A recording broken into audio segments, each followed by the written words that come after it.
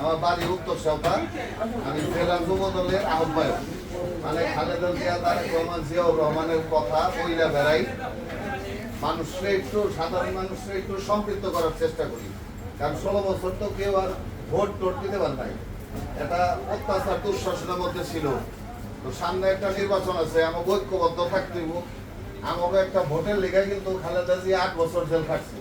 এই আপনার আমার একটা সাধারণ ভোট, এই ভোটটা কিন্তু তাইলে গুরুত্ব অনেক বেড়ে গেছে না? আমার কাছে মনে হইতেছে আমার ভোট একটা ভোট আইসে দেবো, কিন্তু কেমনে এলো এটাও তো একটা বোঝার দরকার আছে। এই খালেদা জিয়া এই হাসিনা বিরোধী সংগ্রামে, হাসিনার বিরুদ্ধে আন্দোলন সংগ্রাম করার কারণে কিন্তু মানুষের ভোটাধিকার উদ্ধার হয়েছে।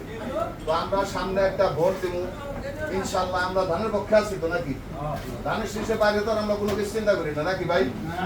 আমরা ধানের পক্ষে আমরা ঐক্যবদ্ধ থাকবো। তো আমাদের দলের এখন তো খালেদা জিয়ার পরে আপনার তারেক রহমান হয়েছে বিএনপির প্রধান ভারপ্রাপ্ত চেয়ারম্যান। তো উনি একটা দফা, ধরেন অসুস্থ রোগীর জন্য প্রেসক্রিপশন দেওয়া লাগে, নষ্ট দেশে ঠিক করার লেগে একটা দফা দিছে। এই 31টা দফা দিলে দেশটা সুন্দরভাবে চলবে।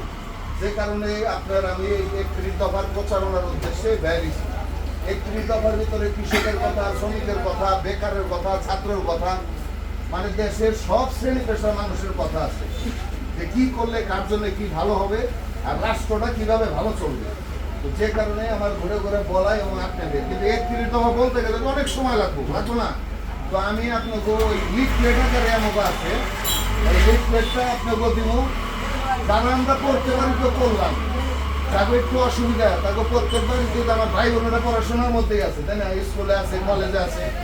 আমরা একটু কষ্ট করে তাকে দিয়ে পড়ে একটু বোঝার চেষ্টা করুন যে আসলে জিয়াউর রহমান আর খালেদা জিয়ার পোলা তারেক রহমান আসলে দেশের জন্য কি করতে চায়, কি চিন্তা করে মানুষের জন্য, দেশের জন্য। এটা বোঝার দরকার আছে না? এই বোঝানোর জন্যই 31 দফা আমি আপনাকে দিয়ে যাবো। একটু কষ্ট করে পড়বেন, না পড়তে পারলে অসুবিধা হইলে একজন এটা পড়া শুনবেন।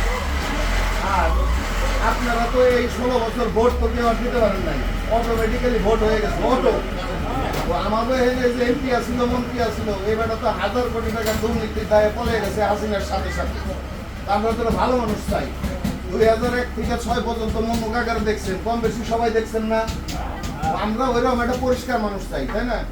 এখন মন্নু কাকার সুযোগ্য উত্তরসূরি মানিকগঞ্জ জেলা বিএনপির যে আহ্বায়ক আফরোজা খান রীতা, উনি দলের জন্য কিন্তু ঘুরে বেড়াইতেছে, সাধারণ মানুষের বিপদ আপদে পাশে থাকার চেষ্টা করতেছে। তো আগামীতে ইনশাল্লাহ রীতা আপা ধানের শীষের প্রতীক নিয়ে আসবে। আপনারা ধানের শীষের পক্ষে থাকবেন, খালেদা জিয়ার পক্ষে থাকবেন, তারেক রহমানের পক্ষে থাকবেন এবং রীতা আপার জন্য দোয়া করবেন, জানি উনি সুন্দরভাবে আমাদের এমপি হিসাবে নির্বাচিত হয়ে ওই সংসদে যায় আমাদের কথা বলতে পারে। এই ব্যাপারে আমরা সবাই ঐক্যবদ্ধ আছি তো, তাই না? আরেকটা ব্যাপার হলো, আপনারা তো সবাই কম বেশি শ্রমজীবী, হয় কৃষি কাজ করেন, নয় ক্ষুদ্র ব্যবসা করেন, নয় শ্রমজীবী। আপনাদের জন্য কিন্তু 31 দফায় অনেক গুরুত্বপূর্ণ কথা আছে। এর জন্যই বারবার বলি যে আপনারা একটু পড়বেন যে তারেক রহমান এই বাংলাদেশটাকে অনেক সুন্দরভাবে বানাইতে চায়। এই সুন্দর বাংলাদেশ গড়ার জন্য তারেক রহমানের প্রধানমন্ত্রী আর মানিকগঞ্জকে সুন্দর করার জন্য রীতা আপারে এমপি হিসাবে আমাকে দরকার, আমাকে প্রয়োজনীয় দরকার। ঠিক আছে, ধন্যবাদ। আমি আর কথা বাড়াবো না, আপনাকে বিরক্ত করবো না।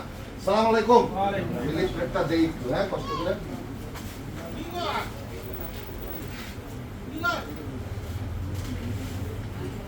কথা ঠিক আছে? বিরক্ত হন নাই তো? একটু দোয়া করবেন, তারেক রহমানের জন্য দোয়া করবেন, রীতা আপার জন্য দোয়া করবেন, ঠিক আছে ভাই? এই